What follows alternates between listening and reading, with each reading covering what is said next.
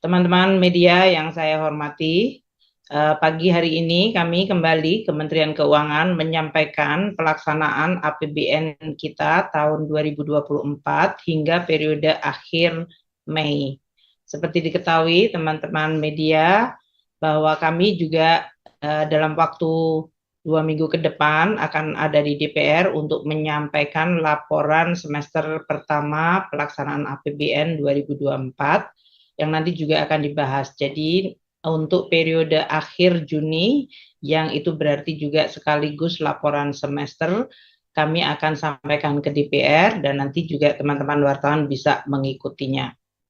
Baik, saya akan menyampaikan bagaimana kinerja APBN 2024 yang tentu tidak bisa terlepas dari kondisi perekonomian nasional dan juga suasana kondisi perekonomian global. Saya mulai dengan kinerja secara summary-nya sampai dengan akhir Mei pendapatan negara dalam hal ini terdiri dari pajak, bea cukai dan PNBP serta hibah itu adalah sebesar 1.123,5 triliun rupiah. Ini artinya kita telah mencapai 40,1 dari target APBN tahun ini.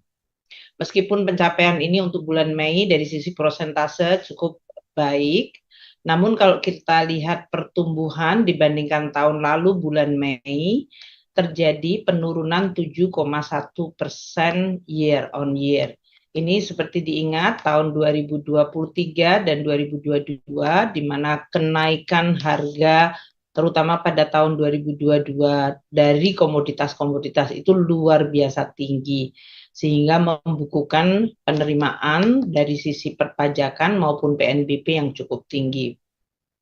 Ini tentu sesuatu yang perlu untuk terus kita monitor dan waspadai. Untuk belanja negara hingga akhir Mei telah tercapai 1.145,3 triliun rupiah. Ini artinya kita telah membelanjakan dari seluruh total belanja negara yaitu sebesar 34,4% dari total pagu yang ada di dalam APBN. Dan ini 14% lebih tinggi dibandingkan tahun lalu, atau artinya tumbuhnya 14% year on year. Posisi APBN hingga akhir Mei adalah keseimbangan primer masih membukukan positif atau surplus 184,2 triliun rupiah. Namun total anggaran kita membukukan defisit 21,8 triliun rupiah atau ini artinya 0,1% dari produk domestik bruto karena defisit biasanya juga diukur dari sisi persentase terhadap PDB.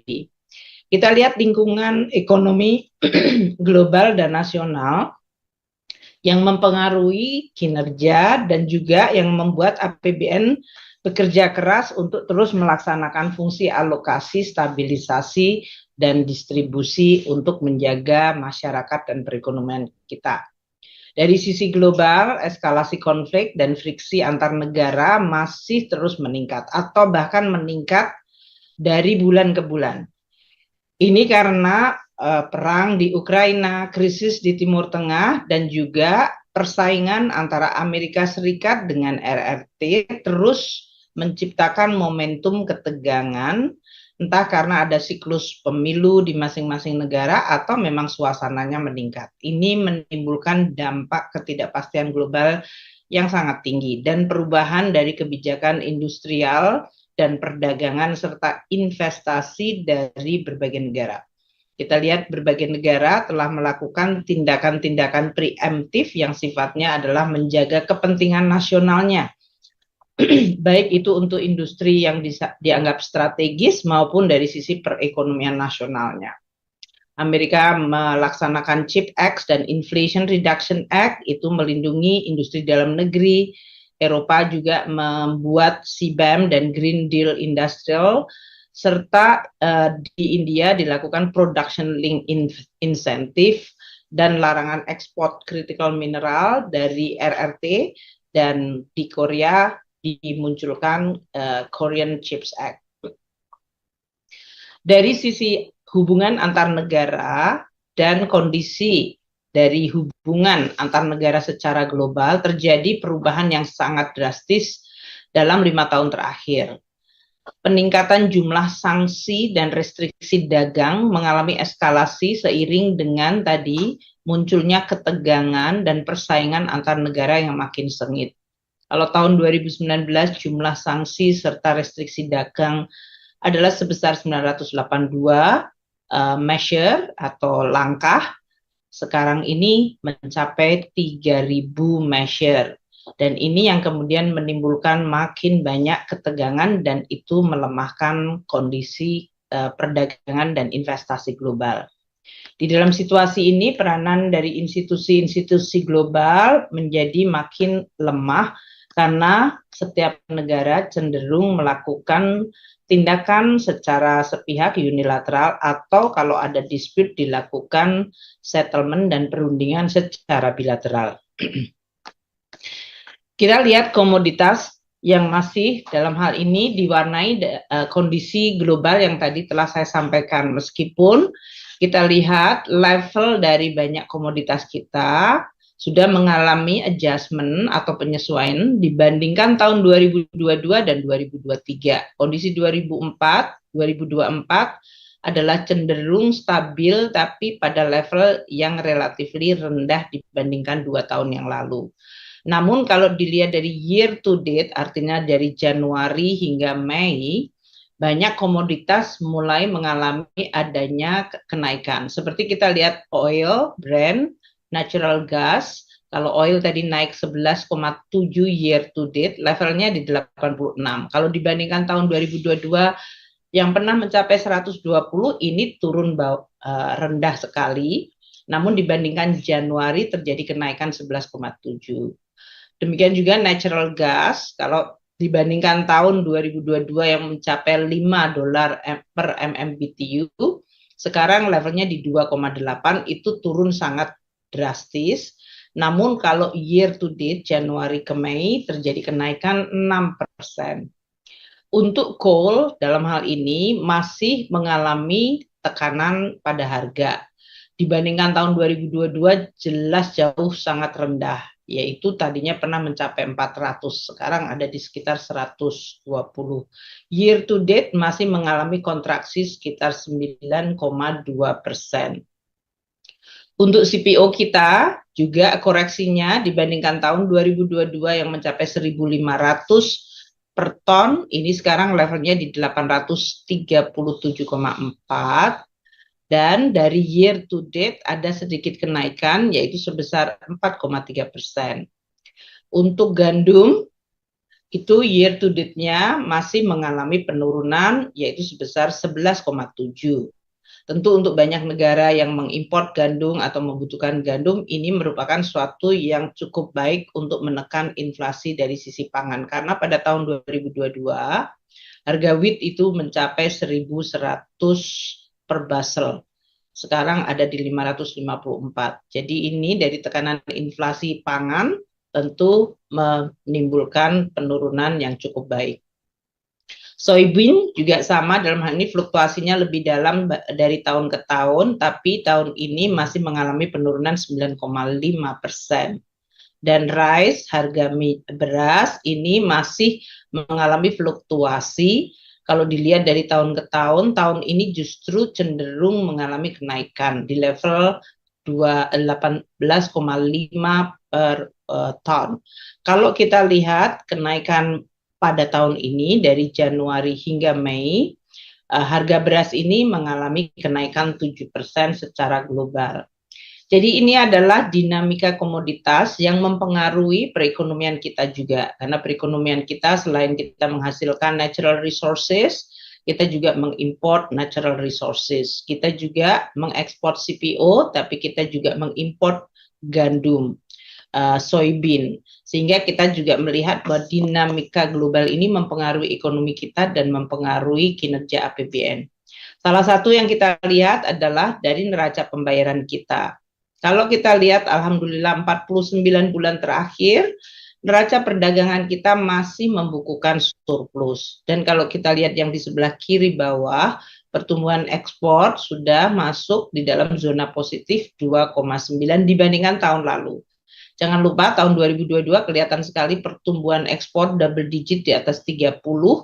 Kemudian tahun 2023 kalau kita lihat grafiknya Januari to Desember itu mayoritas pertumbuhan ekspor dan import semuanya negatif kecuali beberapa bulan tertentu.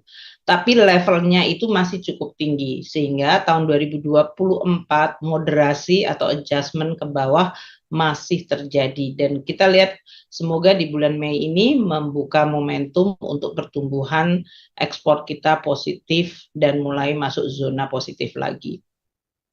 Namun import juga mengalami fluktuasi yang sama dan hingga bulan Mei pertumbuhan year on year-nya adalah negatif 8,8%.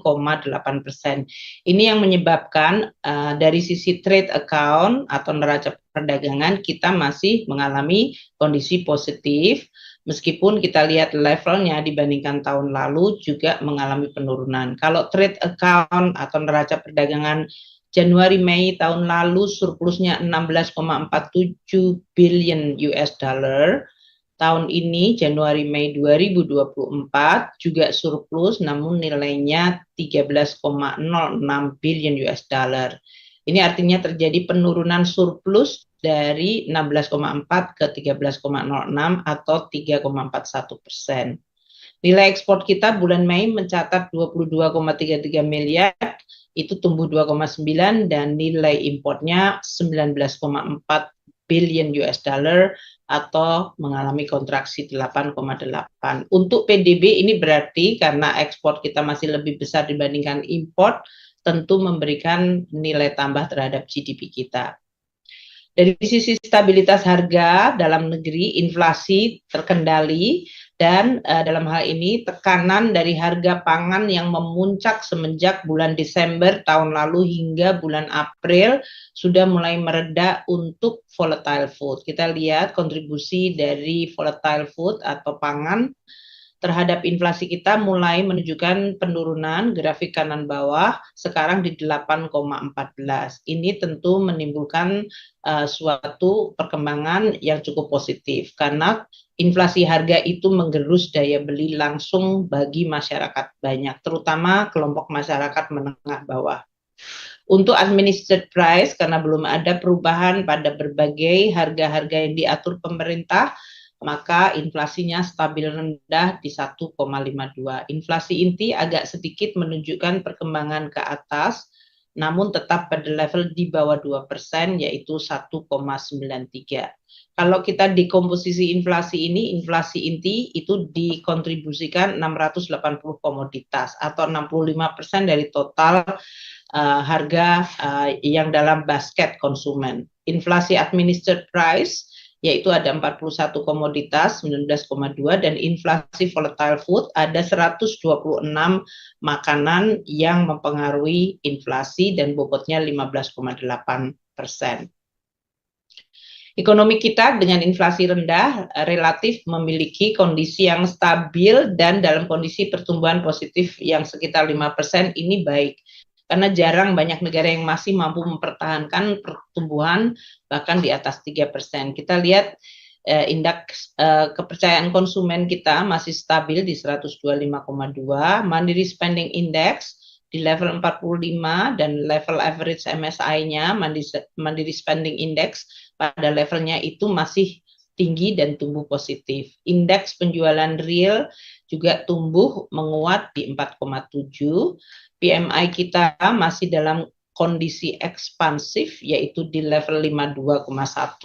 Konsumsi listrik untuk bisnis tumbuh 8,6%, untuk industri naik dari zona negatif menjadi zona positif, tumbuhnya di 1,8. Ini hal yang positif dari kegiatan ekonomi dan nanti terlihat untuk penerimaan pajak dari sisi PPN memang menunjukkan adanya dinamika ekonomi yang masih terjaga positif. Konsumen untuk semen juga menunjukkan pertumbuhan 11,2 seiring dengan pekerjaan konstruksi sesudah lebaran dan libur-libur ini mulai muncul lagi atau mulai ditingkatkan lagi dan ini tergambar dari konsumsi semen yang mulai meningkat dengan pertumbuhan year on year di 11,2.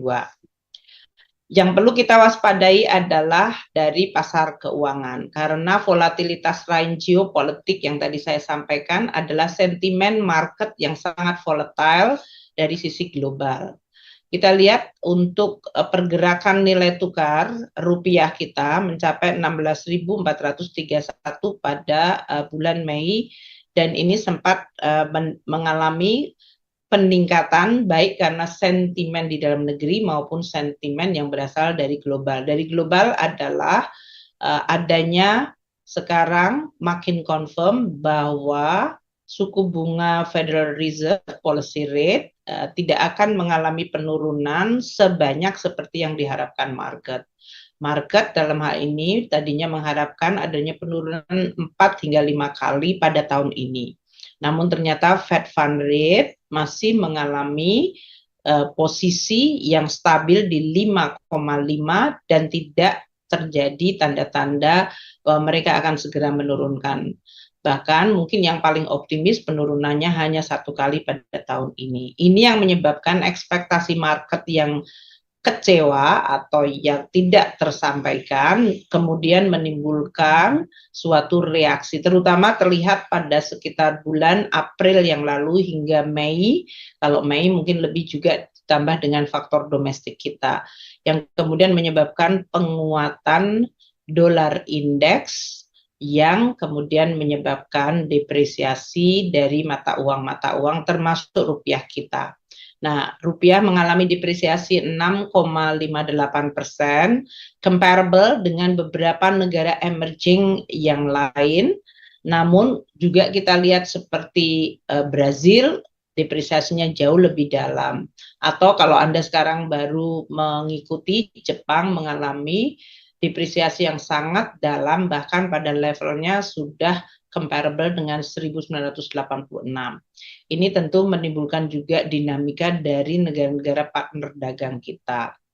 US Treasury juga mengalami kenaikan. Jadi dalam hal Fed Fund Rate-nya tidak mengalami penurunan, sementara dari sisi fiskalnya APBN di Amerika Serikat mengalami defisit yang tinggi dan menyebabkan US Treasury harus mengeluarkan banyak sekali bonds.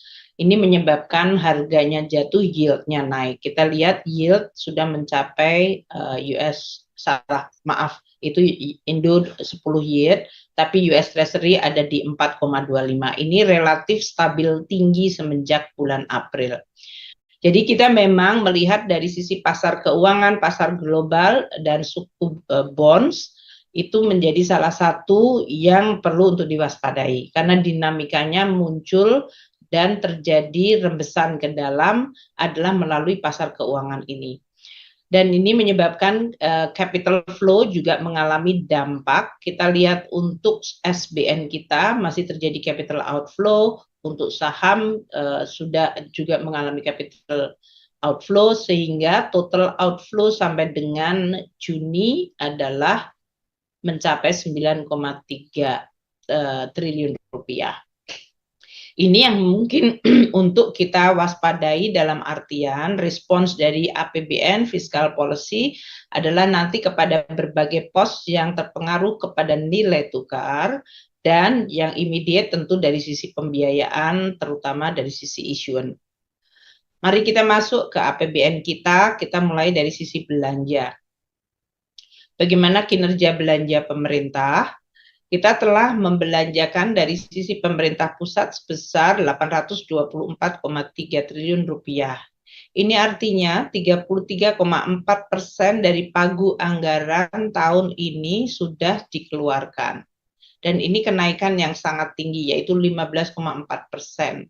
Artinya pemerintah pusat akselerasi belanjanya meningkat, tentu sangat bisa dijelaskan karena kegiatan seperti pemilu yang terjadi pada bulan Februari itu membutuhkan front loading belanja yang cukup banyak. Dan ini menyebabkan dibandingkan baseline tahun lalu yang tidak ada pemilu tentu menimbulkan kenaikan yang signifikan, yaitu 15,4. Belanja KL dalam hal ini mencapai 388,7 triliun atau 35,6% dari pagu yang ada di dalam APBN 2024. Sedangkan belanja non-KL mencapai 435,6 triliun rupiah atau 31,6% dari pagu. Kalau kita lihat dari sisi ini, tahun lalu 714,5 triliun, tahun ini kita belanja 824,3. Untuk belanja KL ini, terutama untuk pembayaran JKN, kita sudah lakukan sampai dengan bulan Juni. Kemudian penyaluran program-program bansos juga sudah dilakukan oleh Kementerian Sosial. Pembangunan infrastruktur yang dilakukan terutama untuk Kementerian PUPR dan Kementerian Teknis lainnya, pemeliharaan barang-barang milik negara, dan juga pelaksanaan pemilu. Sedangkan kalau belanja non-KL yang kita bayarkan sebanyak 435 triliun, ini terdiri dari subsidi energi, realisasi dari subsidi energi yang kita bayarkan, pembayaran manfaat pensiun yang juga kita bayarkan untuk belanja non-KL. Belanja KL 388,7 triliun itu terdiri dari belanja modal, belanja bansos, belanja barang, belanja pegawai. Kita lihat untuk belanja modal itu mencapai 58,4 triliun. Untuk apa saja? Kita lihat di sini membangun jalan, irigasi, dan jaringan. Jadi walaupun kita sudah lihat banyak pembangunan jalan, tapi pembangunan masih terus terjadi. 19,7 triliun yaitu belanja dari PUPR dan Kementerian Perhubungan, termasuk untuk konektivitas laut, udara, dan kereta api. Untuk peralatan dan mesin sebanyak 28,1 triliun, ini terutama untuk kementerian seperti Polisi dan Kementerian Pertahanan, BIN, dan Kejaksaan. Untuk gedung dan bangunan 7,8 triliun, ini terutama untuk membangun rumah sakit dan rumah susun dari ASN, TNI, Polri, serta dari Kementerian Perhubungan adalah pembangunan terminal. Jadi total pembangunan belanja modal kita 58,4. Ini naik 18,8%. Tahun lalu pun sebetulnya sudah naik cukup tinggi 18,2% pada level 49,3 triliun. Dan ini adalah berarti normalisasi dari belanja modal semenjak terjadinya COVID, di mana kita mengalami negatif growth sampai 7,3, dan tahun 2022 juga mengalami negatif growth 29,8.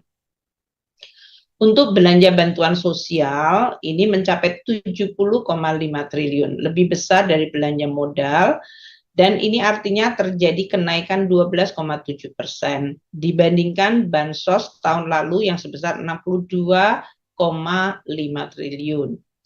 Kalau kita lihat siapa saja yang melaksanakan belanja bansos ini, Kementerian Sosial yang terbesar 37,4 triliun, dari mulai PKH 10 juta penerima hingga kartu sembako 18,7 kelompok penerima. Kemudian yang kedua Kementerian Kesehatan 19,3 triliun terutama untuk membantu keluarga dan individu yang tidak mampu, yaitu 96,8 juta peserta dari BPJS Kesehatan yang dibayarkan preminya oleh pemerintah. Kemudian Kementerian Pendidikan dan Ristek itu ketiga terbesar 11,9 triliun. Ini bansosnya melalui Kemendikbudristek untuk bantuan untuk program Indonesia Pintar, 8 juta siswa dalam hal ini mendapatkan beasiswa dan 766,7 ribu mahasiswa mendapatkan beasiswa melalui Kartu Indonesia Pintar Kuliah.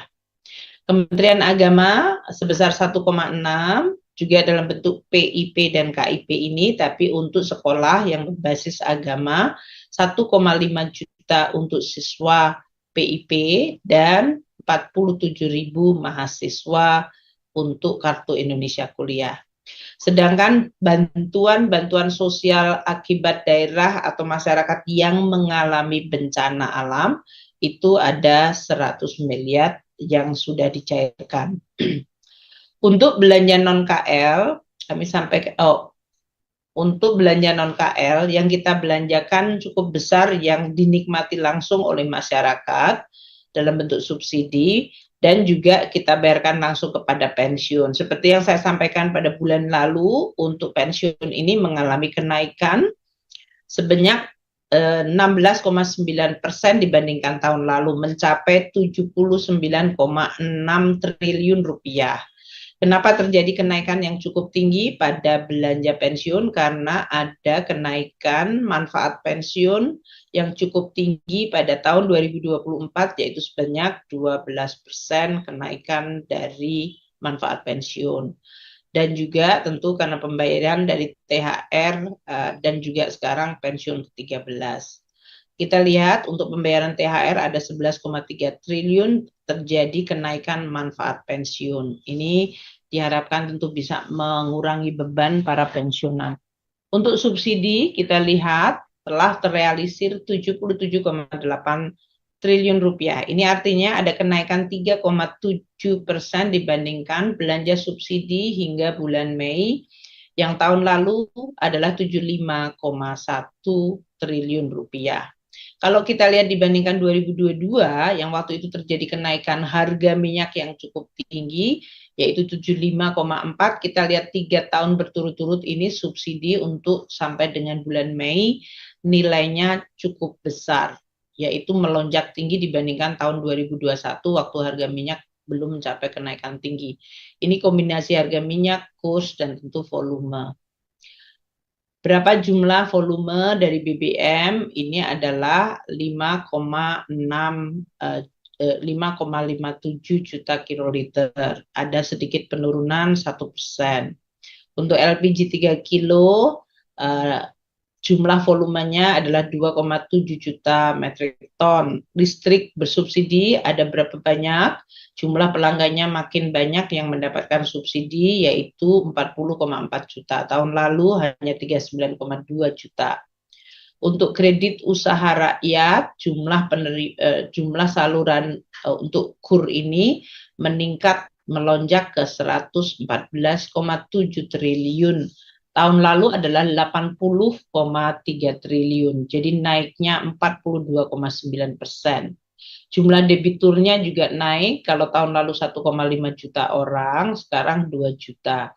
Jadi ini APBN bekerja langsung ke masyarakat, baik melalui berbagai subsidi BBM, LPG yang dinikmati masyarakat, listrik yang dinikmati oleh 40 juta pelanggan, dan oleh usaha-usaha kecil sebanyak 2 juta hingga 114 triliun kredit yang disalurkan dengan bunga yang disubsidi oleh masyarakat.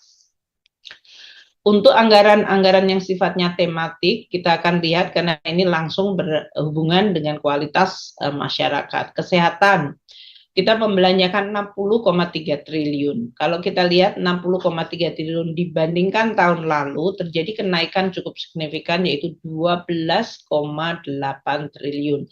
Ini adalah kenaikan sesudah terjadinya COVID. Kalau kita lihat dulu tahun 2021 melonjak sangat tinggi dengan berbagai belanja tapi nilai levelnya di 65,9 triliun.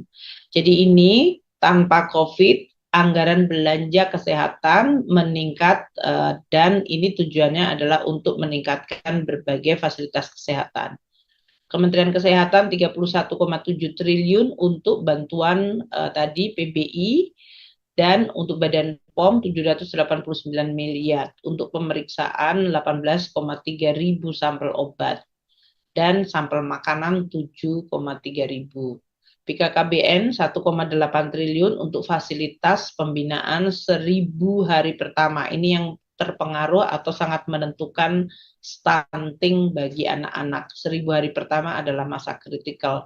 Jadi 2,2 juta keluarga yang mendapatkan fasilitas dan pembinaan dari BKKBN dengan anggaran 1,8 triliun termasuk untuk anak-anak usia di bawah 2 tahun. Ini 1000 hari pertama yang berarti sampai 2 tahun. Pelayanan kesehatan rumah sakit dari TNI, Polri juga mengalami kenaikan sangat pesat dengan investasi sebesar 3,5 triliun rupiah. Dan untuk jaminan kesehatan ASN TNI Polri 4,8 triliun serta transfer ke daerah karena Seperti kita ketahui, untuk keluarga berencana, kemudian untuk puskesmas, itu semuanya meskipun dikelola oleh pemerintah daerah, anggarannya adalah dari APBN yang ditransfer melalui APBD.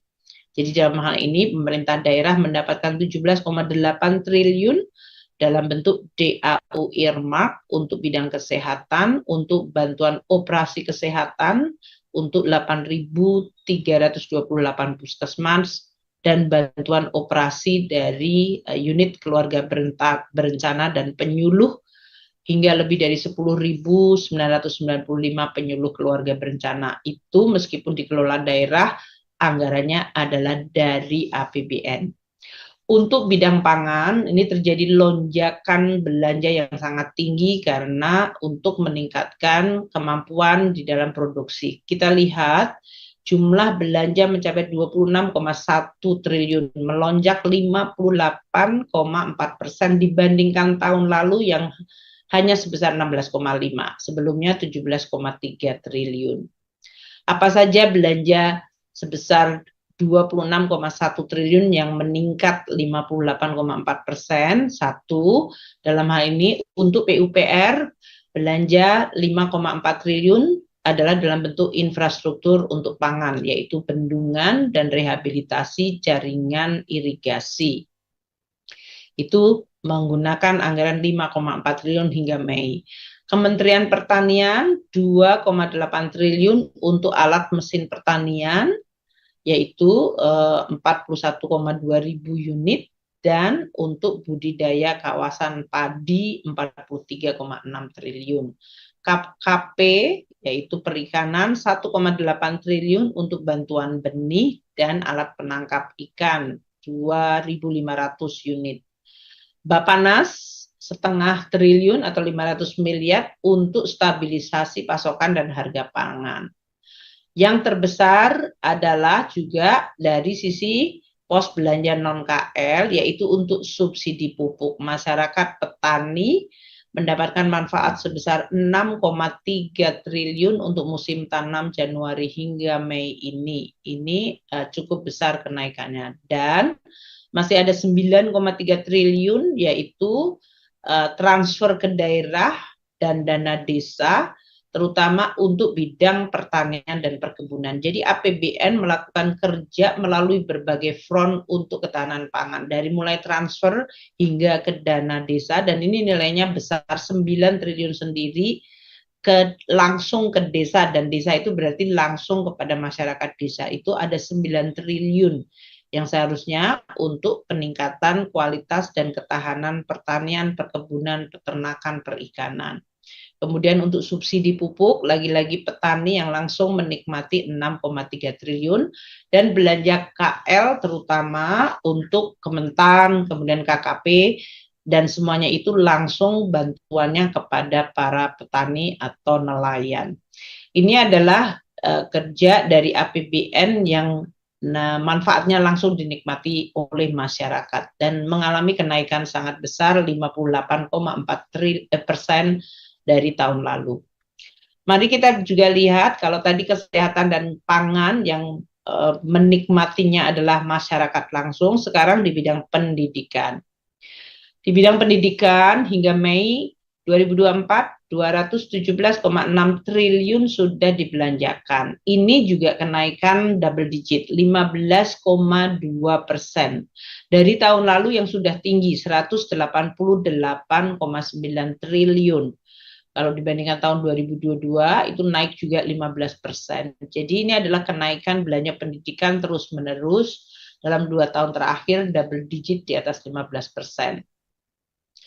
Untuk belanja pemerintah pusat dari 217,6 triliun ini adalah sebesar 67,2 triliun. Siapa yang membelanjakan pemerintah pusat ini? Tentu Kementerian Pendidikan dan Kebudayaan, 31,4 triliun. Ini untuk PIP, yaitu tadi kartu pelajar, kartu beasiswa pelajar, 8 juta siswa menerima langsung, dan KIP, Kartu Indonesia Kuliah, yang langsung dibayarkan kepada para pelajar dan mahasiswa. Juga untuk TPG, tunjangan profesi guru yang bukan PNS, non PNS, ada 207.000 guru, 207,2 ribu guru yang mendapatkan tunjangan profesi guru meskipun mereka bukan PNS. Kemudian Kementerian Agama juga nilainya signifikan, 25,4 triliun untuk pendidikan. Dari mulai untuk gaji para pengajar di lingkungan Kementerian Agama, kemudian untuk PIP tadi para pelajar ada 1,5 juta siswa dan 47.000 dari para penerima Kartu Indonesia Kuliah. Ini termasuk pesantren, madrasah, semuanya mendapatkan beasiswa dan pengajarnya juga dibayarkan oleh APBN, maka nilainya cukup besar. Juga ada biaya operasi sekolah yang di bawah Kementerian Agama, itu sekolah-sekolah madrasah dari mulai tingkat SD, sanawiyah, aliyah, dan semuanya dibayarkan 4,6 juta siswa yang belajar di bawah pendidikan yang dikelola oleh Kementerian Agama. Kemudian kita juga memberikan kepada kartu prakerja 4,3 triliun. Penerimanya adalah 1.148.000 peserta. Ini untuk retraining, reskilling. Anggaran pendidikan kedua yang terbesar, sebetulnya ini yang sangat besar, adalah melalui APBD, melalui transfer ke daerah. Ada 135,5 triliun dalam Januari hingga Mei 5 bulan pertama, terutama untuk penyelenggaraan pendidikan. Ini yang dikelola oleh Kemendikbud, kemudian untuk SD, SMP, SMA semuanya didelegasikan ke daerah, dan oleh karena itu daerah mendapatkan transfer untuk penyelenggaraan pendidikan itu. 135,5 triliun itu untuk DAU yang diirmak pendidikan, terutama untuk mulai dari gaji guru, P3K, dan kualitas layanan seperti biaya operasi sekolah. Bantuan operasional sekolah itu yang menikmati 43,7 juta siswa sekolah-sekolah negeri yang dikelola oleh pemerintah daerah. Dan bantuan operasional bahkan hingga PAUD ada 6,2 juta peserta didik PAUD yang dimiliki atau dikelola oleh pemerintah daerah. Namun anggaran bantuan juga diberikan melalui APBN dan ditransfer ke pemerintah daerah. Untuk pendidikan ini, kita masih mengakumulasi dana abadi pendidikan. Sampai dengan bulan Mei, kita sudah mencairkan 15 triliun rupiah. Ini karena LPDP menaikkan jumlah siswa yang mendapatkan beasiswa untuk tahun ini, sehingga pencairan awal diharapkan bisa memberikan dampak bagi kenaikan jumlah penerima manfaat dari beasiswa LPDP. Dan kita lihat banyak generasi muda yang merasa bahwa mereka memiliki harapan untuk terus meningkatkan pendidikan di jenjang tertinggi dan di sekolah-sekolah terbaik di dunia. Untuk infrastruktur, belanjanya mencapai 112,9 triliun rupiah. Kalau kita lihat, ini artinya kita sudah membelanjakan 26,7% dari total alokasinya. 112,9 kalau dibandingkan tahun lalu ini melonjak tinggi, 20,6%. Tahun lalu level belanja infrastruktur itu 93,7 triliun rupiah. Sekarang melonjak ke 112, jadi melonjak 20,6%. Ada berbagai akselerasi belanja yang kita lihat memang dari kementerian untuk mencoba menyelesaikan sebelum periode pemerintahan ini berakhir. Kita lihat PUPR itu membelanjakan 31,6 triliun rupiah, dari mulai untuk jalan itu 12,4 triliun, jembatan 1,5 triliun, bendungan 3,4 triliun, irigasi 2 triliun, dan air minum spam 1,6, dan rumah susun 1,1 triliun. Kementerian Perhubungan juga mengakselerasi belanja dengan angka 11,3 triliun, dari mulai untuk rel kereta api, bandara, pelabuhan, Dan untuk Kominfo ada 4,9 triliun rupiah sudah dibelanjakan. Ini dari mulai pemeliharaan dan operasional BTS untuk 4G dan data center nasional 700 miliar.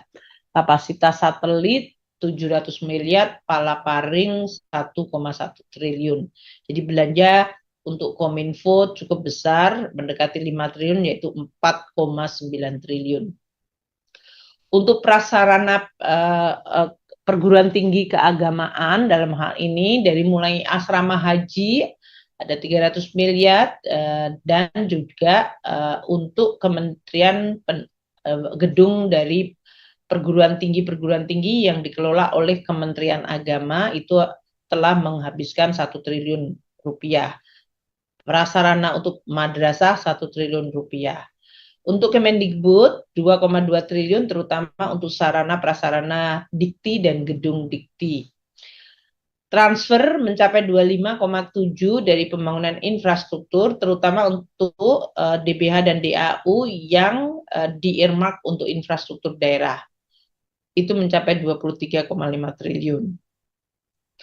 Dan untuk bidang perumahan APBN ini sudah membayarkan untuk pembangunan perumahan bersubsidi bagi masyarakat berpendapatan rendah dalam bentuk dukungan likuiditas FLPP itu mencapai 6 triliun dan PMN kepada BUMN sebesar 24,6 triliun terutama nih ke Utama Karya dan beberapa BUMN karya yang melakukan pembangunan infrastruktur cukup besar, signifikan 24,6 triliun. Kalau kita lihat sudah lebih tinggi dari alokasi anggaran yang dibelanjakan Kemenhub dan juga mendekati belanja yang dibelanjakan Kementerian PUPR untuk PMN karya ini. Saya ingin mengupdate untuk belanja IKN 2024 ini setiap APBN dan juga dari semenjak 2022. Kalau kita lihat untuk tahun ini 5,5 triliun itu sudah dibelanjakan hingga Mei dari pagu tahun ini yang sebesar cukup signifikan yaitu 40 triliun rupiah.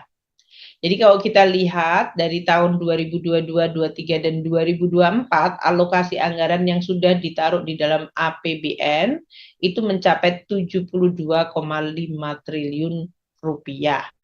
Belanja untuk 3 tahun hingga kita harapkan IKN sudah bisa untuk digunakan nanti pada tanggal 17 Agustus.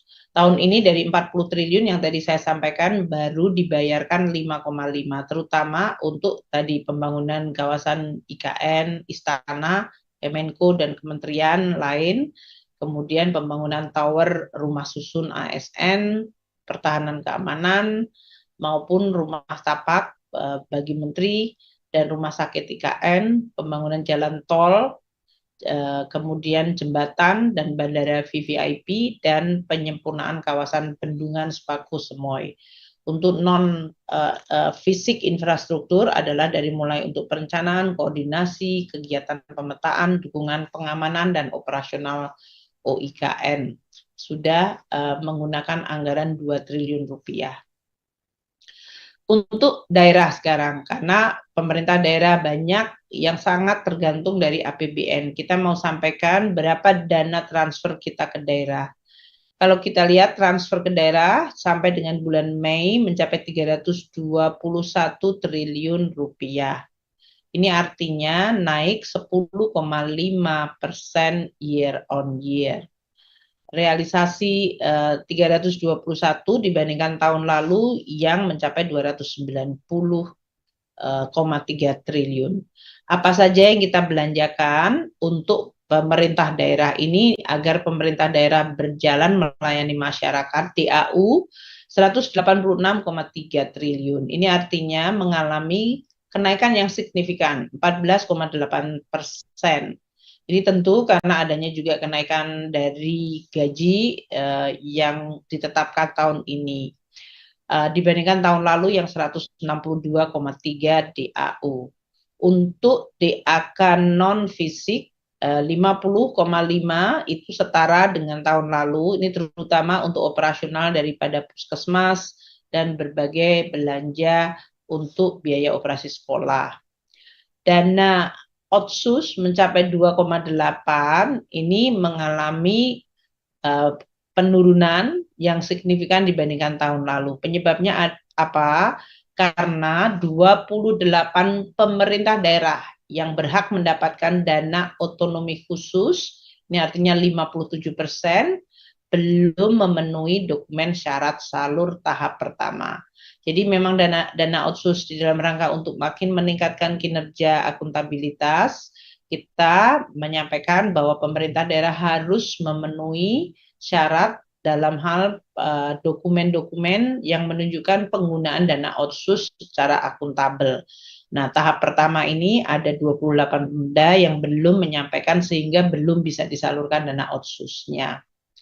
Untuk dana DBH yang mencapai kenaikan cukup tinggi 45,1 triliun dibandingkan tahun lalu 40,7 dalam hal ini karena harga minerba yang tahun lalu meningkat, maka kita bayarkan pada tahun ini. Jadi ini disebabkan karena pagu dari DBH minerba kita yang tahun lalu mengalami kenaikan komoditas yang harus dibagi hasilkan meningkat. Dana desa 32,9 juga mengalami kenaikan cukup signifikan. Ini karena dalam hal ini penyaluran tahap 1 dari desa-desa, terutama desa mandiri, ada 60% dari desa-desa kita sudah meningkat kondisi mereka baik, namanya menjadi desa mandiri.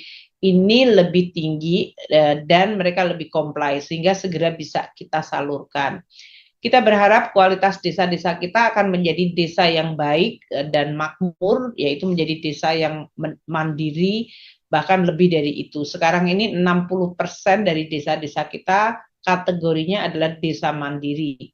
Sehingga 40% desa yang masih reguler atau mungkin sebagian dari itu juga masih tertinggal, kita harap bisa mengejar ketertinggalan dengan dana desa yang untuk mereka biasanya diberikan lebih besar untuk bisa mengejar ketertinggalan.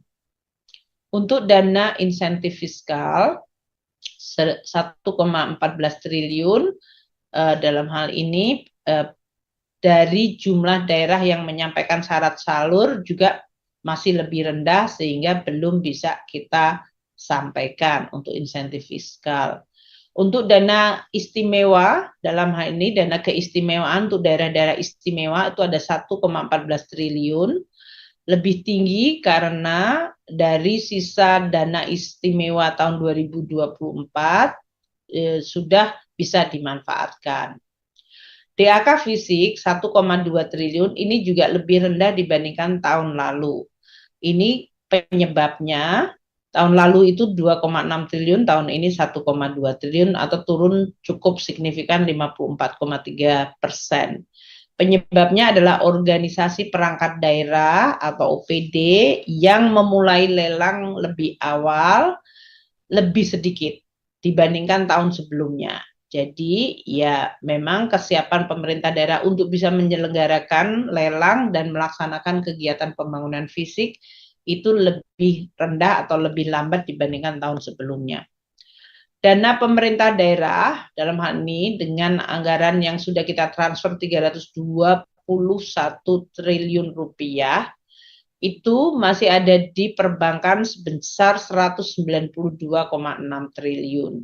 Nilainya hampir sama dengan periode saldo bank dari pemerintah daerah bulan lalu yang 192,7 triliun.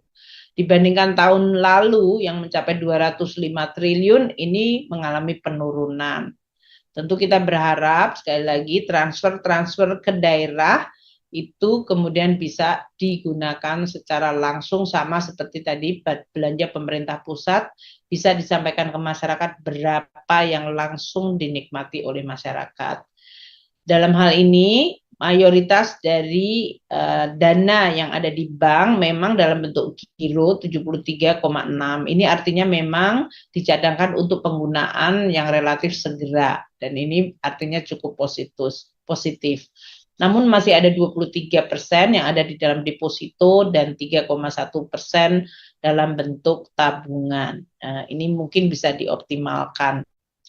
Untuk below the line, belanja APBN yang kita sebut sebagai belanja investasi, Ini kita semua tahu bahwa di dalam APBN kita melakukan injeksi ke berbagai institusi yang kemudian institusi ini melayani langsung ke masyarakat. Seperti LPDP, ini tadi untuk mengirimkan banyak masyarakat atau anak-anak muda yang sekolah, di mana sudah ada 20.265 mahasiswa Indonesia yang menerima LPDP dan sudah lulus, dan mereka bekerja mayoritas di sektor publik, tapi juga ada 33 yang bekerja di sektor private. Ada 2.946 proyek penelitian yang dibiayai oleh LPDP. Sehingga LPDP tadi sudah menerima injeksi dari APBN sebesar 15 triliun. Kita lihat dari 51,14 triliun belanja below the line ini, yang paling besar adalah tadi LPDP, kemudian injeksi PMN ke Hutama Karya 18,6 triliun. Yang kita harapkan ya mestinya makin bisa disampaikan oleh Direksi Hutama Karya. 18,6 triliun itu harus menjadi barang, yaitu dalam rangka membangun jalan tol Sumatera tahap 1 dan tahap 2, terutama untuk ruas Kayu Agung, Palembang, Betung. Itu perlu untuk dijelaskan ke masyarakat sehingga agar masyarakat memahami jalan pembangunan jalan tol digunakan dari dana pajak dan berbagai penerimaan APBN. Kemudian juga untuk perumahan, yang dalam hal ini APBN kontribusinya sangat besar. Untuk tahun ini saja FLPP kita sudah mencairkan 9,6 triliun FLPP dalam hal ini, dan penyaluran sudah mencapai 78.733 rumah untuk tahun 2024. Dan nilai rumahnya itu mencapai 9,56 triliun. Jadi program FLPP ini dari sejak 2010 sampai dengan 2024 ini sudah membiayai 1.477.312 dengan angka mencapai 136,2 triliun. Ini yang mungkin perlu untuk dipahami masyarakat. APBN sudah hadir dan hadir lebih dulu dan dalam jumlah yang sangat besar untuk sektor perumahan ini. Indonesia juga terus meningkatkan peranan di internasional melalui lembaga-lembaga internasional dan bantuan kepada negara-negara yang mengalami musibah. Dalam hal ini peranan Indonesia di Islamic Development Bank, di International Development Association, dan juga di IFAD, itu juga diperlukan kontribusi dari APBN. Kita juga memberikan injeksi kepada Wijaya Karya, dalam hal ini 6 triliun. Jadi kalau kita lihat untuk Hutama Karya dan Wijaya Karya, itu jumlahnya sudah mencapai lebih dari 25 triliun sendiri. Dan tentunya kita perlu untuk terus meminta kepada BUMN ini menjelaskan kepada publik apa-apa saja manfaat dari PMN, terutama dalam pembangunan proyek strategis nasional, berapa akuntabilitas dari PMN itu digunakan, sehingga masyarakat bisa melihat manfaat dari APBN dan pembayaran pajak. Untuk BPUI kami juga melakukan injeksi 3,5 triliun, ini terutama untuk menjaga berbagai tadi kinerja dari BUMN yang mengelola Jiwasraya, yang tentu kita mengetahui merupakan konsekuensi dari kita menghadapi situasi yang tidak baik dari Jiwasraya sebelumnya. Sekarang saya akan masuk ke penerimaan negara. Pajak kita telah terkumpul hingga Mei 760,3 triliun.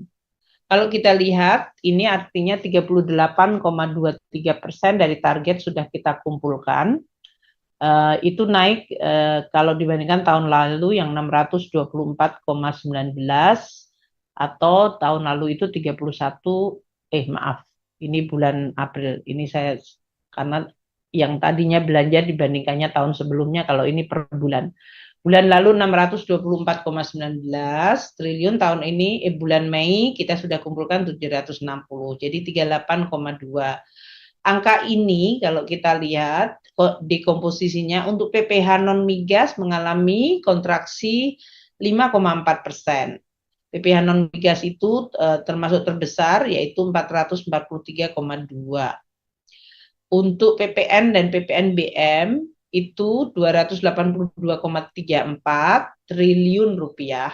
Kita lihat masih mengalami kenaikan 5,7%. Ini yang tadi saya sampaikan, kegiatan ekonomi yang tadi ditunjukkan terkonfirmasi bahwa kegiatan ini terlihat dari belanja yang kemudian atau kegiatan yang mengkontribusikan PPN dan PPNBM.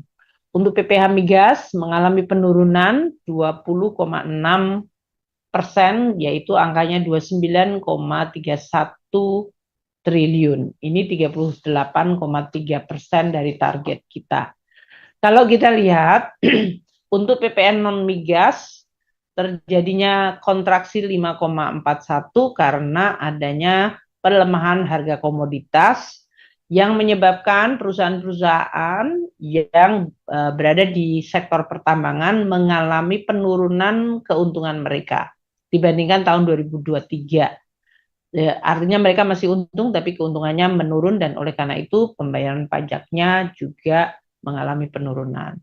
Untuk PBB dan pajak lain penurunannya disebabkan karena tidak terjadi kembali pembayaran tagihan pada tahun 2023. Jadi ini karena tahun lalu ada penerimaan sekali dan tidak terulang. Untuk PPH migas penurunannya lebih karena lifting migas. Padahal kalau kita lihat harga minyak sebetulnya cukup stabil dan juga dari sisi kurs harusnya memberikan pendapatan yang melebihi dalam bentuk rupiah, namun liftingnya mengalami penurunan. Ini perlu untuk kita perhatikan dari sisi produktivitas minyak dan gas Indonesia. Dari jenis pajak kita lihat dan komposisinya berdasarkan kontribusinya.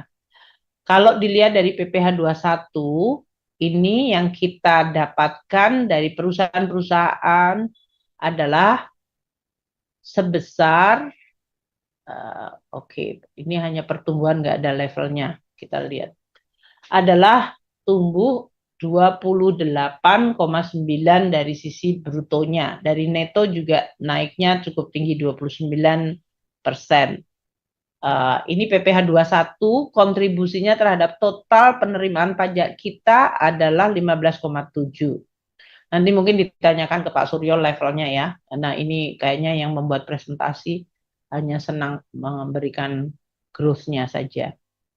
Kemudian untuk yang pemberi kontribusi terbesar dari pajak kita adalah PPN. PPN ini 21,9% dari PPN.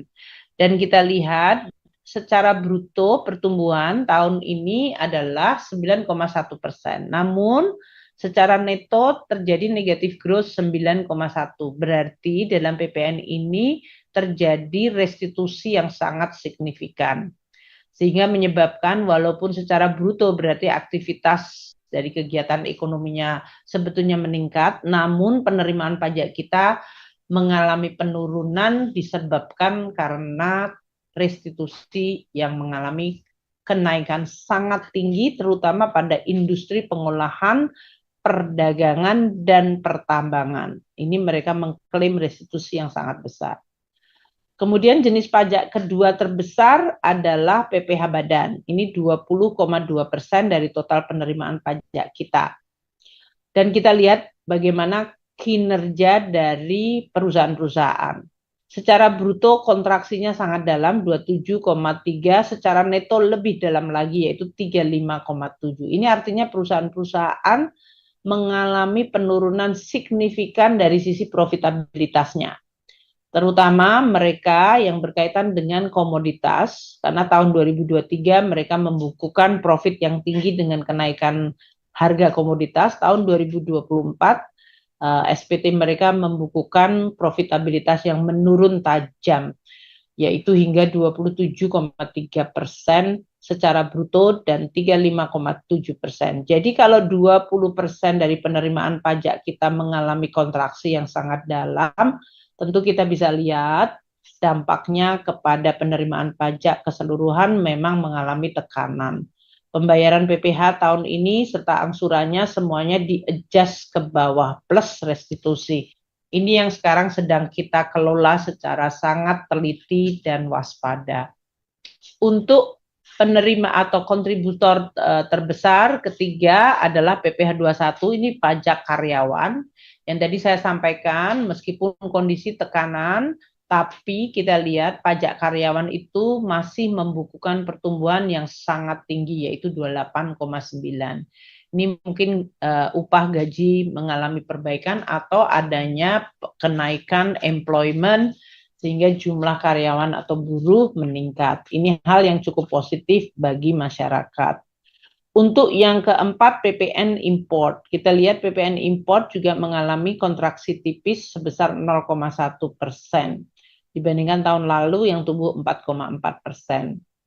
Sedangkan kemudian pajak PPh 22 import dalam hal ini tidak mengalami pertumbuhan atau tumbuhnya sangat tipis, hanya 0,9%.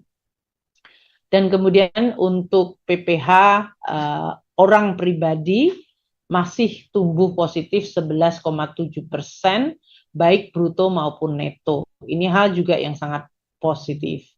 Sedangkan untuk PPh 26, terutama untuk pembayaran ke luar negeri dalam bentuk dividen, bunga, dan imbal jasa, itu masih tumbuh positif double digit di 15,3 secara bruto dan secara neto di 13,6. Sedangkan untuk PPh final mengalami pertumbuhan 11% karena adanya penyetoran PPh atas bunga deposito dan tabungan serta jasa konstruksi. Ini komposisi dari jenis pajak. Dan kita bisa melihat di sini bahwa PPh badan mengalami tekanan yang luar biasa dalam PPN dalam negeri meskipun tumbuh positif bruto tapi netonya negatif karena restitusi, dan ini dua kontributor terbesar yang sangat mempengaruhi penerimaan pajak kita keseluruhan. Untuk penerimaan bea dan cukai kita lihat untuk pajak dari sisi industri ya, dari sektor ini juga untuk menunjukkan komposisinya. Seperti yang kita bisa prediksi, sektor pertambangan mengalami koreksi sangat dalam, yaitu 45% kontraksi secara bruto dan 60% secara neto. Ini karena harga komoditas yang mengalami koreksi yang seperti saya sampaikan pada awal presentasi tadi. Sedangkan untuk sektor-sektor yang non pertambangan kita lihat industrian, yaitu industri pengolahan, itu mengalami kontraksi dari sisi bruto 3,2 dan dari sisi neto 14,2. Sektor industri manufaktur ini kontribusinya paling besar, yaitu 25,6. Jadi ini tentu merupakan sesuatu yang harus kita waspadai dari sisi tadi kegiatan industrinya sendiri maupun kontribusi terhadap pajak kita. Sedangkan untuk sektor lain kita lihat masih tumbuh cukup baik. Perdagangan secara bruto masih tumbuh 9,1 meskipun netonya tipis negatif 0,2. Kemudian jasa keuangan juga masih sehat, tumbuh 13% dari sisi penerimaan pajaknya, netonya juga 12,6. Konstruksi ini yang bagus, kita lihat sudah meningkat cukup baik 13,5%, baik dari bruto, netonya 7,6%. Ini naik cukup tinggi dibandingkan tahun lalu yang hanya 5,7% secara bruto. Jadi ada kegiatan konstruksi yang tadi terkonfirmasi dengan konsumsi semen juga. Untuk transport sedikit mengalami penurunan, yaitu tumbuhnya hanya 3,5%. Tahun sebelumnya tumbuhnya luar biasa tinggi 32%. Sedangkan untuk jasa perusahaan itu tumbuh 10,2%. Dan untuk kegiatan informasi komunikasi tumbuh 16%. Ini dari sisi sektoral. Untuk bea dan cukai, kita akan tunjukkan untuk penerimaan bea masuk 20,3 triliun, ini 35,4%. Ini lagi-lagi untuk bea masuk ini mengalami kontraksi tipis 0,5%. Penerimaan bea masuk memang mengalami karena rata-rata tarif kita itu sudah menurun atau sangat rendah. Penurunan tarif efektif bea masuk kita adalah 1,4% menjadi 1,34%, dan juga penurunan dari nilai import sebesar 0,4%. Jadi dalam hal ini volume importnya tidak naik dan tarifnya juga mengalami penurunan yang menyebabkan bea masuk kita dalam hal ini flat di 4,6 triliun. Untuk bea keluar kita mengalami kenaikan yaitu mengumpulkan 7,7 triliun rupiah. Kalau kita lihat ini adalah 43,9% dari total target tahun ini atau naik 49,6. Apa yang menyebabkan kenaikan dari penerimaan bea keluar? Pertama, untuk bea keluar tembaga 6,13 triliun tumbuh 1.135. Ini karena implementasi kebijakan relaksasi ekspor tembaga atau mineral, terutama sambil menunggu pembangunan smelter. Untuk bea keluar dari sisi sawit, yaitu dalam hal ini justru mengalami penurunan yang sangat dalam, yaitu 67%. Bea keluar dari sawit itu turun karena harga CPO rata-rata turun 9,32 dan juga karena penurunan volume ekspor produk sawit sebesar 9,68 dari 15,6 juta menjadi 14,1. Jadi dalam hal ini harganya turun, volume ekspor kita juga turun. Ini yang menyebabkan dari sawit kita mengalami penurunan yang sangat dalam, yaitu 67%. Meskipun ada penerimaan bea keluar, yaitu dari mineral, terutama dari sisi tembaga.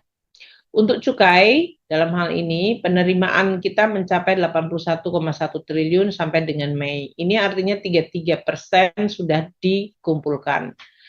Kita melihat karena perbedaan tarif dari cukai untuk barang-barang produksi hasil tembakau, terutama golongan 3 yang sangat rendah dibandingkan golongan 1 dan 2, maka produsen mengalami shifting. Sekarang banyak pindah kepada golongan 3. Ini tentu menimbulkan implikasi yang tidak diinginkan. Tentu dalam hal ini karena tujuan dari cukai adalah mengendalikan konsumsi rokok, penerimaan cukai yang ditunjukkan dengan penurunan produksi, yaitu adalah salah satu tujuan tercapai. Namun kita lihat shifting ini tentu perlu untuk kita waspadai. Kami akan melakukan pengawasan dan penindakan terutama untuk rokok ilegal. Karena lebih dari 6.000 penindakan yang kita lakukan, itu kita menyita 280 juta batang rokok ilegal dan nilainya mencapai 395,5 miliar. Untuk bea cukai juga dalam mendorong kegiatan ekonomi, mengelola kawasan berfasilitas kepabeanan. Ini kita lihat bahwa produksi sampai dengan 2024 untuk nilai ekspornya mencapai 37 miliar dari kawasan kepabeanan yang mendapatkan fasilitas.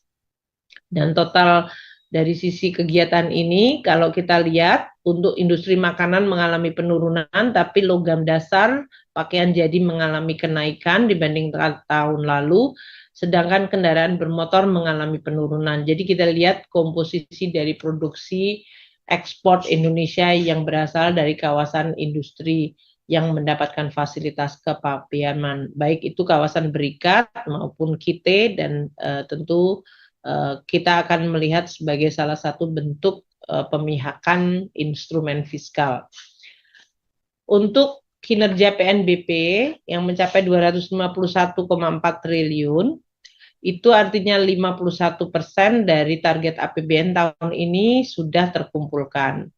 Kalau kita lihat dari sisi pertumbuhan, itu negatif growth 3,3%. Jangan lupa tentu PNBP 2 tahun terakhir juga sangat dipengaruhi oleh SDA non-migas dan SDA secara keseluruhan. Kita lihat dari sisi SDA migas 46 triliun, ini artinya 41,8% target sudah dikumpulkan. Namun dibandingkan tahun lalu, ini artinya mengalami kontraksi 9,9%. Ini terutama kontributor dari penurunan ini karena lifting minyak dan gas yang mengalami penurunan. Sedangkan SDA non-migas 49,7 triliun, 50,9% dari target kita. Ini artinya juga kontraksi yang sangat dalam 27,3% dibandingkan tahun lalu yang mencapai 68,3 untuk bulan Mei. Nah, kalau kita lihat ini berarti tren penurunan penerimaan dari PNBP SDA maupun non-SDA migas maupun non-migas ini sama dan seiring dengan penurunan dari pajak tadi. Ini yang menyebabkan kenapa penerimaan negara mengalami kontraksi yang harus terus kita kelola dan waspadai. Kinerja PNBP sampai 31 Mei untuk kekayaan negara yang dipisahkan yaitu dividen BUMN itu sudah terkumpul 58,8 triliun dan kita masih akan berharap ada tambahan lagi hingga akhir tahun sesuai dengan Undang-Undang APBN. Untuk PNBP lainnya 64,1 triliun itu terutama dari KL yang tumbuh 2,8%, terutama dari denda dan dana kompensasi batubara, pendapatan layanan jasa transport, serta pendapatan layanan administrasi dan hukum. PLU dalam hal ini yang dominasinya adalah pendidikan dan kesehatan, kita lihat PNBP-nya mencapai 32,7 triliun. Ini artinya tumbuh 10%.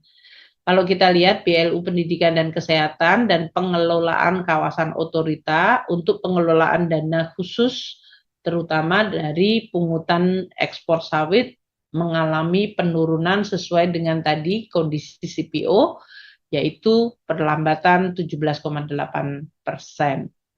Jadi kita lihat dari sisi penerimaan negara bukan pajak juga mirroring seperti yang kita lihat di dalam pajak, terutama dipengaruhi oleh penerimaan SDA, migas dan non-migas, dan tentu ini juga harus perlu kita waspadai. Untuk below the line, kalau kita lihat pembiayaan anggaran tahun 2024 tadi dengan penerimaan negara mengalami tekanan sementara belanja mengalami pertumbuhan yang cukup tinggi, kita perlu untuk menjaga pada saat tren dunia tadi higher for longer, karena dari sisi Fed Fund Rate belum turun dan kemudian kurs rupiah kita mengalami tekanan sebesar 6%, maka strategi pembiayaan juga harus dikelola secara hati-hati. Kalau kita lihat sampai dengan bulan Mei, pembiayaan utang kita 132,2 triliun. Ini turun 12,2. Tentu teman-teman bertanya, kok bisa pembiayaan utang turun pada saat penerimaan negara turun padahal belanjanya naik? Karena kita juga menggunakan dari sumber yang berasal dari SAL tahun sebelumnya. Jadi kalau kita lihat di sini, defisit anggaran kita yang dalam hal ini lebih besar dibandingkan realisasi tahun 2023, ya 2,29.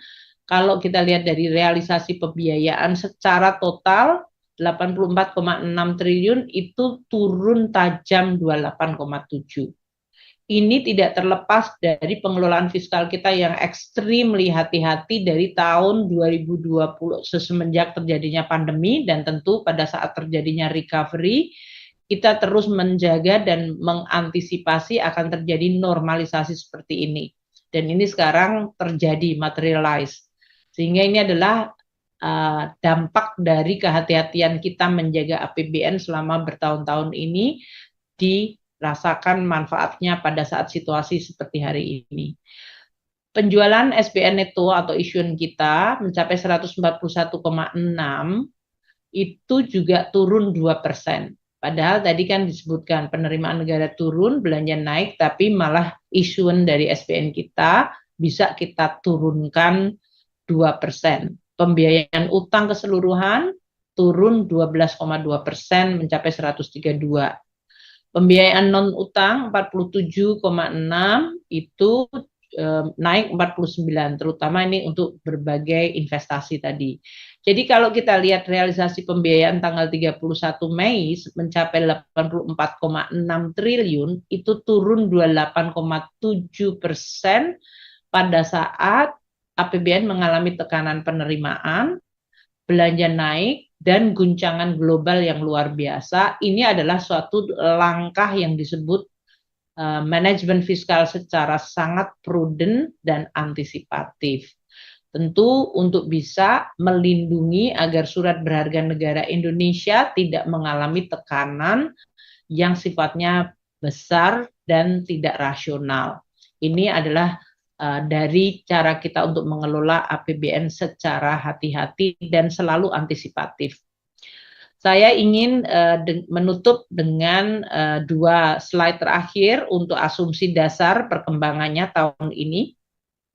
Untuk growth kita di 5,11 kuartal 1 itu masih dekat dengan asumsi APBN 5,2. Inflasi kita year on year 2,8 itu juga dekat dengan asumsi APBN. Nilai tukar kita year to date 15.891 meskipun end of periodnya 16.379. Ini mengalami deviasi yang cukup besar dari asumsi APBN yang hanya 15.000. Untuk suku bunga SBN 10 tahun kita lihat year to date-nya 6,83, masih mendekati dengan asumsi, tapi end of period menunjukkan 7,1. Ini yang tadi saya sampaikan dengan strategi pembiayaan yang harus kita kelola makin hati-hati. Harga minyak mentah Indonesia 81,67 year to date, ini mendekati asumsi yang 82. Sedangkan lifting minyak 561,9 jauh di bawah APBN yang 635. Ini yang tadi menjelaskan PNBP migas maupun penerimaan pajak migas semuanya mengalami penurunan karena liftingnya turun meskipun harganya masih mendekati harga asumsi dan kursnya sudah deviate.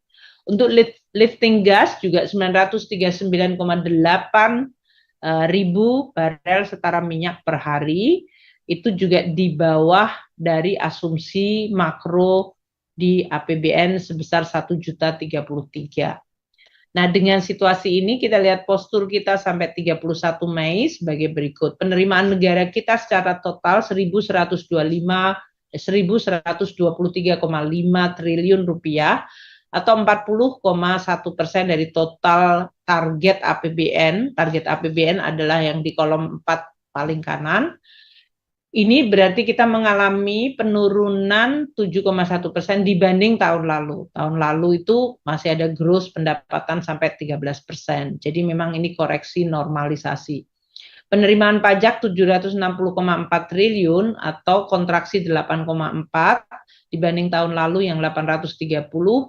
Dan ini artinya 38,4% dari target APBN.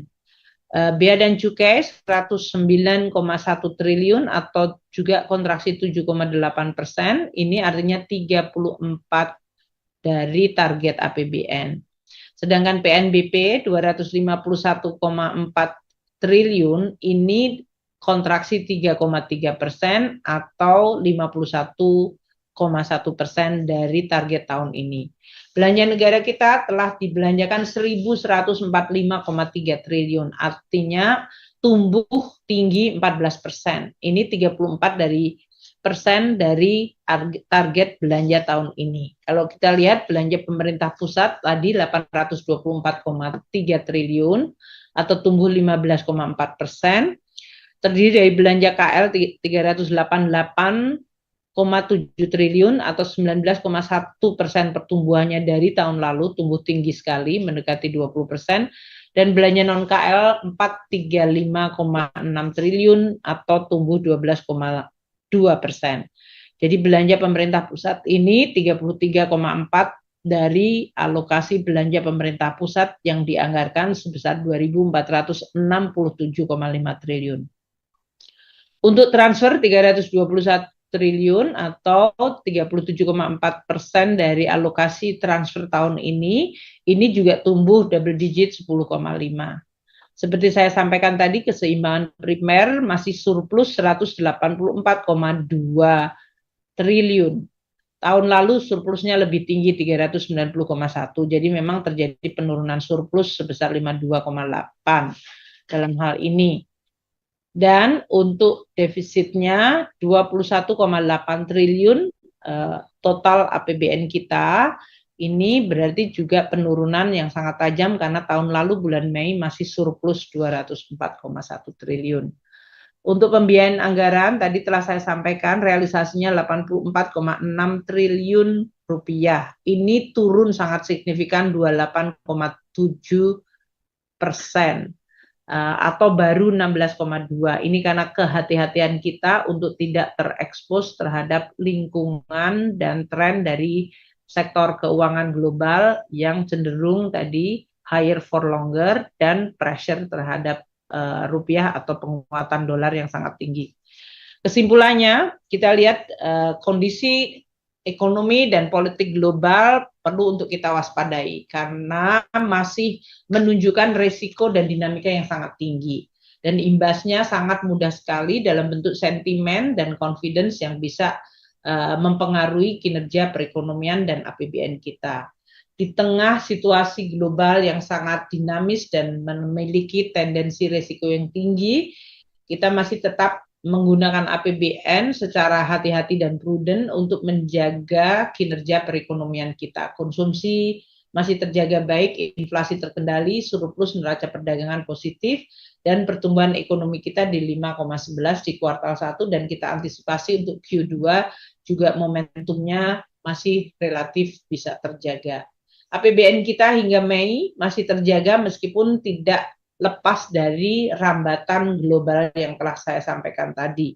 Penurunan penerimaan negara, terutama dari berbagai harga komoditas dan profitabilitas dari perusahaan, serta dari sisi berbagai kebijakan yang kita lakukan.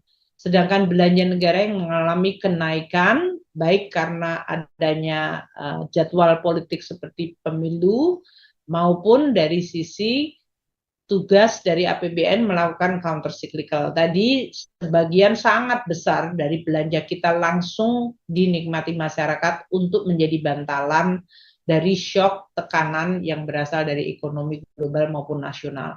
APBN kita ini tetap menjadi instrumen yang diandalkan, shock absorber, menjaga masyarakat dan ekonomi dari tekanan-tekanan yang pasti akan terus kita lihat. Dan oleh karena itu kita harus menjaga APBN tetap sehat. Konsistensi dari sisi kebijakan makro kita, terutama dari sisi moneter dan fiskal, dan dari sisi tujuan untuk menjaga pertumbuhan namun menjaga stabilitas, itu harus terus diseimbangkan.